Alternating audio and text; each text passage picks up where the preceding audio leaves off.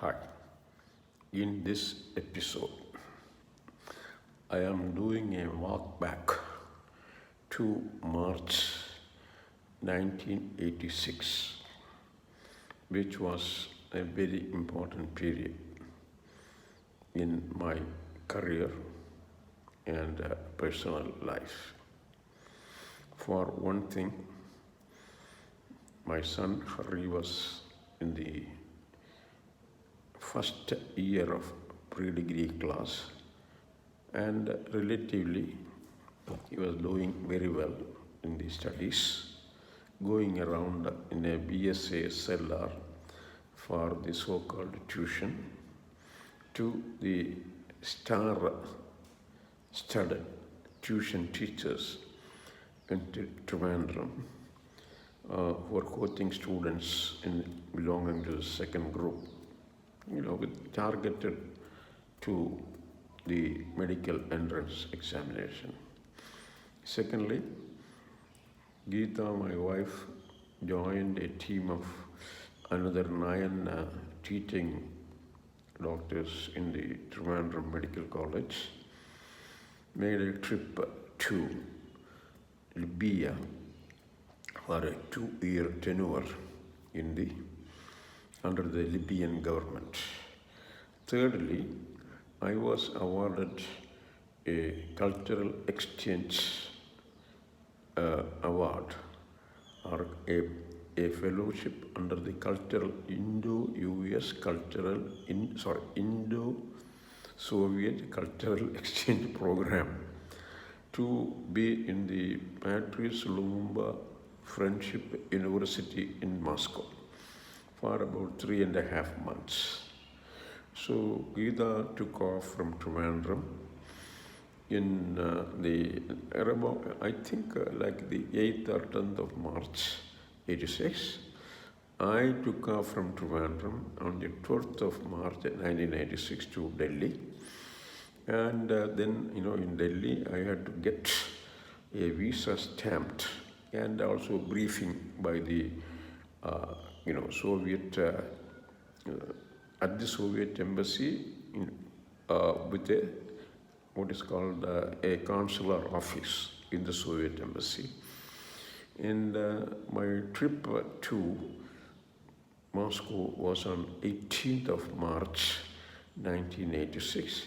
So over the period of 5 to 6 days, I had a wonderful time in being a guest of Colonel R.G. Nair, who was working for the, of course, Indian Army in the artillery, and in his home or quarters provided by the defense. And I call him Annan. Annan had arranged my trips to various parts of Delhi for getting the visa stamped and other formalities done or finished. And then finally he had arranged a drop-off at the Palam airport. And my flight took off from Palam airport around 4 o'clock in the afternoon on the 18th. And the flight was non-stop, and the first stop or the terminus was Moscow. It is a Air India flight that I took, and I landed in Moscow. Moscow has several airports. In one of those airports, I would say, around 7:30 local time on the same day, 7:30 p.m. in the local time. When I went through what is called the immigration security check, finally I got my baggage and walked out of the, so-called terminal building and to the general reception area where your friends and relatives will be waiting. But very strangely, there were very small number of people waiting for receiving their friends or guests. And so there was no problem in locating my host in the group, because, as soon as a white man and a colored person of Indian origin noticed me or noted me. They waved at me and I also waved back, and the white man was actually Professor Thrivikramji. I have to say, Comrade Professor Thrivikramji of PFU, People's Friendship University. And the colored man or the Indian origin citizen, a student of course, was Anjan Das Gupta, who was finishing up his PhD degree requirements in the PFU, People's Friendship University. So that's it. I grabbed the baggage and I walked along with them and hopped into a car, taxi of course. And the driver was obviously a Soviet citizen. And the car belonged to the Soviet government. And the driver was actually engaged by the system. And he gets his money as his wages, comes back as the work he has done. So it was a night-time ride, very cold outside, but I was properly dressed. I had a sweater on, and therefore I had no problem with the chillness outside. And the car is not, I would say, not at all heated. Okay. Well, it is 1986 I am talking about. So finally our destination was to a ministry-maintained hostel. Ministry of Education maintained hostel in the Indira Gandhi Prasada, in the edge of what is called Leninsky Gori. Gori in Russian means a mountain, and it is actually small, a subdued hill that is called Leninsky Gori, on which is located the University of Moscow, in other words, Moscow State University. These things I learned only later. So in between, Anjan said, Dr. Thrivikramji, if you wanted to eat something, we have to eat. We are going to stop here in the Stolovaya, which is a Russian word, and it is actually a cafeteria, government run only. Everything is run by government. Only people are not run by government. People walk, run, and go from place to place on their own, of course under the surveillance of the government agencies. Anyway, that aside. Then I said, yes, definitely I needed to eat something. So we stopped in Stolovaya. We had some food, Russian-style food there. I did not care much about the style or whatever. I wanted to fill my stomach with some good food. That's all. If you, as Kamala, just throw this eating, I will also eat. There is nothing difficult about it. And so after finishing the food session, we just drove down to the hotel. Hotel, like I said, was maintained by the Ministry of Education, USSR government. And then, I was guided to a single room with attached bath and a black and white television. And then, we did not spend so much time there. My guests, my friends, Strode and Anjan, they said they will see me next day. And I said good night to them, and then I went for a shower, hot water shower actually, and then slept comfortably. The room had what is called a radiator that was very common those days for giving little warmth inside the room. One of the things I have discovered is that all the heat radiators fitted to the rooms and living spaces and office spaces right across Moscow had their hot water coming from the nuclear power station's wastewater. It is actually, there are, in the periphery of the city, there are several in the sense 4 or 5 nuclear power stations to provide electricity. And or thermal, let us say nuclear thermal or cold thermal, whatever be. This waste hot water is pumped into the living spaces, business spaces, office spaces, and so on and so forth. Well, I woke up around 9 o'clock in the morning the next day, that is the 9th March 1986. That was the first day daytime in Moscow.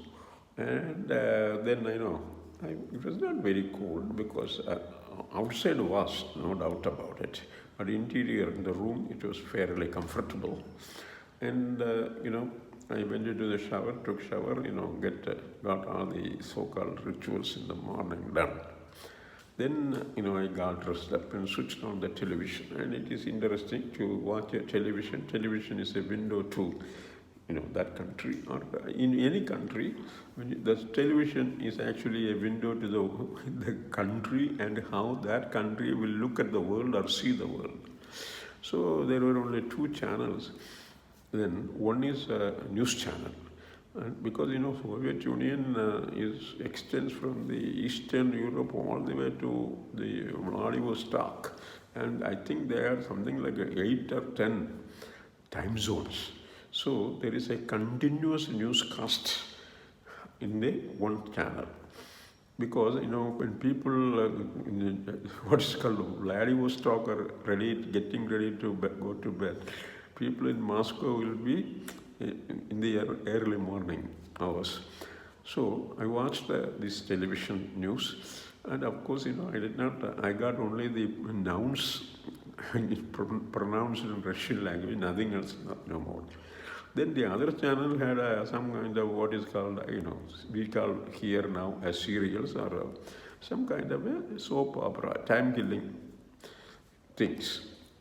And then, of course, there was an advertisement, of course, all are sponsored by the government, and about, how to take care of yourself, how to take care of things around you, etc., etc. Then by 12 o'clock, Anjan Das Gupta knocked at my door. I was ready, dressed up, ready to go. Then Anjan looked at me and said, "Okay, Dr. Thrivikramji, you are properly dressed up. You are dressed up in different layers, several layers." Yeah, I had a camel wool sweater on top of my dress shirt, and then a heavy jacket. Of course, I had a cap also, which will work as a cap as well as a protective gear for my throat and ears. Sorry, neck and ears. So I walked down along with Mr. Anjan, and then the first thing he told me that this is the square in front of the space, or parking space, or the whatever in front of the hotel. He did not tell me. I discovered that it was called Indira Gandhi Prasad. I also discovered that diagonally opposite of this Indira Gandhi Prasad is the Leninsky Gori, where stands the University of Moscow State University. Then, directly across the hotel and the Indira Gandhi Prasad on the opposite side is a large 5 or 6 story building, where in that compound and outside in the street, I saw so many little Chinese citizens walking up and down. I did not know what that building was meant for. But anyway, I had a guess, somewhere it is some kind of a office complex where Chinese are engaged. But of course, I later on discovered that that is the Chinese embassy. In fact, the Chinese embassy building, even in those days, was the largest complex. One thing. Secondly, Chinese embassy had the largest number of Chinese citizens working for the embassy. Got it? So, that is the China-Soviet relationship. Well, 1986, China was nothing. China was only actually managing to catch up with the rest of the world. Okay, fine. Then we took what is called a bus. There are what are called trolley buses and buses. Trolley bus is something, two buses linked together, and will be is a electricity-driven bus. The other is actually internal combustion engine fitted bus. So that is not a two-piece bus. So we took one of those. Then there is, of course, in that particular street, there was no tram. So we took the bus from Indira Gandhi Prasad and headed toward the what is called Jawaharlal Nehru Stansia, the station called Jawaharlal Nehru, and that is a place where you can get out of the bus, and it's a transit station. You know, the Jawaharlal Nehru station is actually a station, a metro station that is closest to my hotel. And from there, what we did, we took a tram.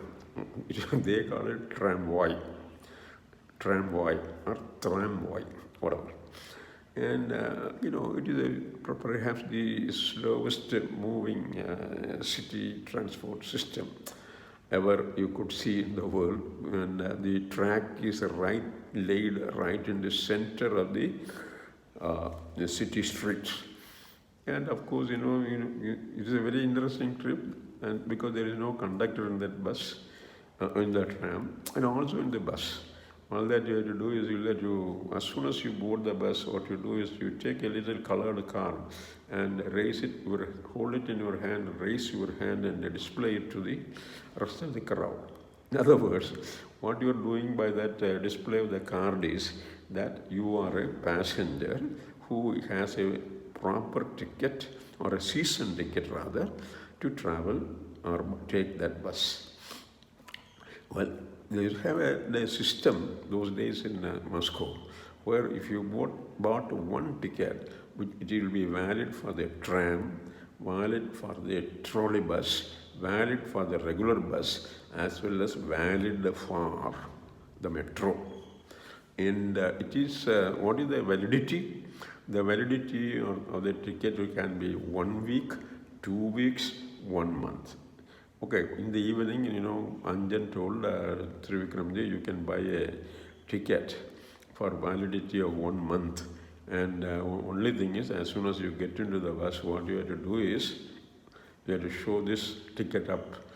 And, the color-coded tickets are specific to the type of ticket you have, as well as it will also declare that the ticket actually you are holding, the pass you are holding, is currently valid or valid for the month of travel, day of travel. So it's some kind of a fate. So our tram went down and down and down, and after 20 minutes or so, it reached a spot called Ordoni Kutse. Ordoni Kutse has a tram stop. We gently and slowly walked out of the tram, because the tram is, like I said, one of the slowest, most moving, even those days, transport facility. And then, we looked at, okay, Anjan guided me to the building, which is called PFU, People's Friendship University. This is a very imposing building without any compound wall and lining up the street. And then what? This is 5 or 6 stories tall. And behind this is a huge complex. I will not call that a PFU building in the Ordoni Kutse as a campus, because there is no open courtyard or anything of this sort. There are some spaces, but not like any conventional university campus anybody would imagine, playgrounds, tennis courts, football fields, etc. Nothing. And here in this building, the engineering and technology faculty and the science faculty worked.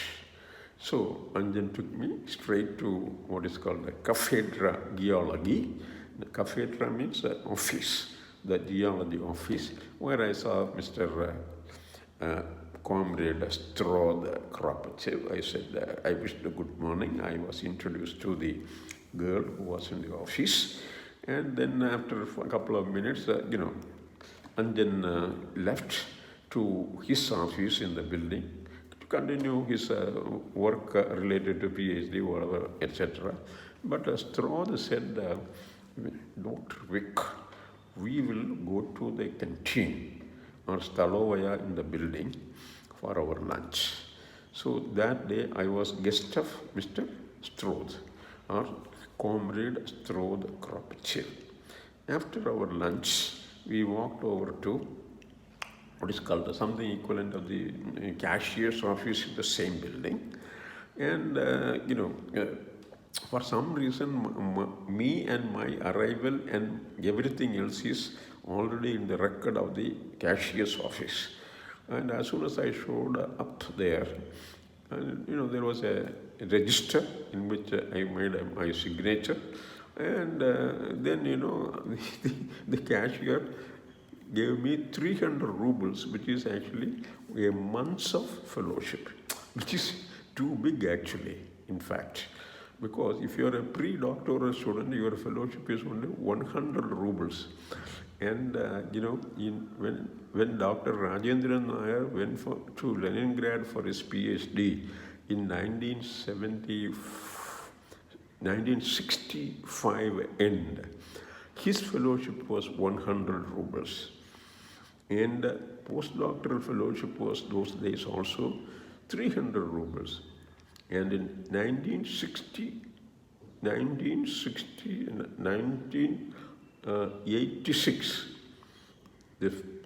the numbers are same. In other words, Soviet government always claimed that they are the only country in the world where there is no change in prices, no inflation, or that is the advantage of what is called communism. So I will go to the next part in another episode. Thank you.